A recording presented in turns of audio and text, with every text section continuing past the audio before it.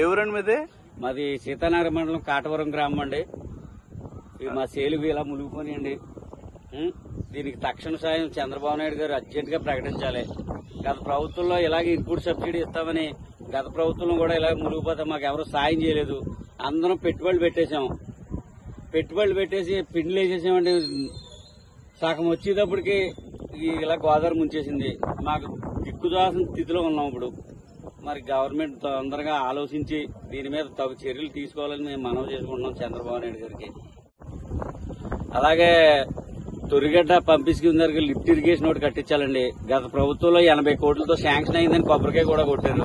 దాన్ని కూడా తొందరగా దాన్ని పూర్తి చేస్తాను. అలాగే సూరంపాలెం ఎప్పుడు వదిలేస్తున్నాడో తెలుస్తలేదండి. ఆ సూరంపాలెం కొంత ముంచేసింది మమ్మల్ని.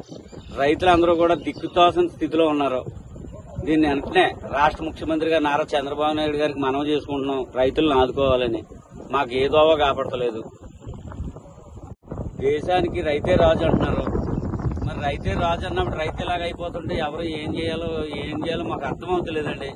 అలాగే నిన్న అసెంబ్లీలో మా ఎమ్మెల్యే గారు బత్తుల బలరామకృష్ణ గారు మా గురించి మా నియోజకవర్గం 30,000 ఎకరం పంట నష్టం వచ్చిందని ఆయన మాట్లాడుతుంటే మన గురించి బాగా మాట్లాడుతున్నారు మన నియోజకవర్గం గురించి అని మేము చాలా ఆనందపడ్డామండి. అలాగే చంద్రబాబు నాయుడు గారు చేసి సాయం గురించి కూడా ఎదురు చూస్తున్నాం. దాన్ని పరిగణలోకి తీసుకుని చంద్రబాబు నాయుడు గారు ఎంత త్వరగా చేస్తే అంత మంచిది మాకు. లేదా మాకు ఏ దోవ దొరుకులేదు, స్వామే గతండి. పెట్టుబడులు కౌలు రైతులు అండి. మేము దేనికి పని చేయకుండా పోతామండి. దీన్ని చంద్రబాబు నాయుడు గారి దృష్టికి తీసుకెళ్లి మాకు న్యాయం చేస్తారని మనవి చేస్తున్నాను అందరికీ.